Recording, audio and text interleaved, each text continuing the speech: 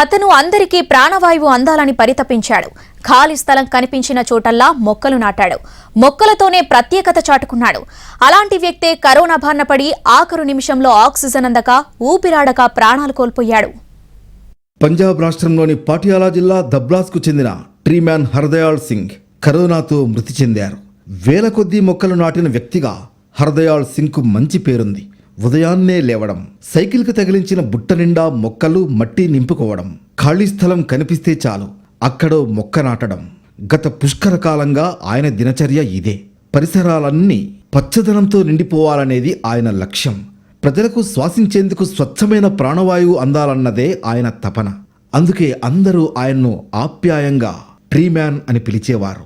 అలాంటి మనిషి కరోనా బారిన పడి చివరి రోజుల్లో అదే ప్రాణవాయువు కోసం అలమటిస్తూ మృతి చెందారు. హర్దయాళ్ సింగ్ కరోనా బారిన పడ్డట్టు మే 17న బయటపడింది. అప్పటికే ఆయనకు ఊపిరి తీసుకోవడంలో ఇబ్బందులు ప్రారంభమయ్యాయి. దీంతో గ్రామస్తులు ఆయన్ను ఆసుపత్రిలో చేర్చేందుకు ప్రయత్నించారు. ఆక్సిజన్ బెడ్ల కొరత ఉండడంతో వారు ఓ రోజంతా ప్రయత్నించి చండీగఢ్లో ఓ ప్రైవేట్ ఆసుపత్రిలో చేర్పించారు. అయితే బెడ్ దొరికిందన్న ఆనందం హర్దయాళ్ కుటుంబ సభ్యులకు ఎక్కువసేపు మిగల్లేదు. తమ వద్ద వెంటిలేటర్ లేదని ఆసుపత్రి వర్గాలు అప్పటికే తేల్చి చెప్పాయి. సాధారణ సిలిండర్లతోనే ఆయనకు వైద్యులు ఆక్సిజన్ అందించారు. హర్దయాళ్ ఆక్సిజన్ స్థాయిలు తగ్గుతూ పెరుగుతూ కుటుంబ సభ్యులకు ఆందోళన కలిగించాయి. ఎట్టకేలకు మే 23న ఆయనకు వెంటిలేటర్ భాగ్యం కలిగింది. అప్పటికే మృత్యువు ఒడికి ఆయన ప్రయాణం ప్రారంభమైంది.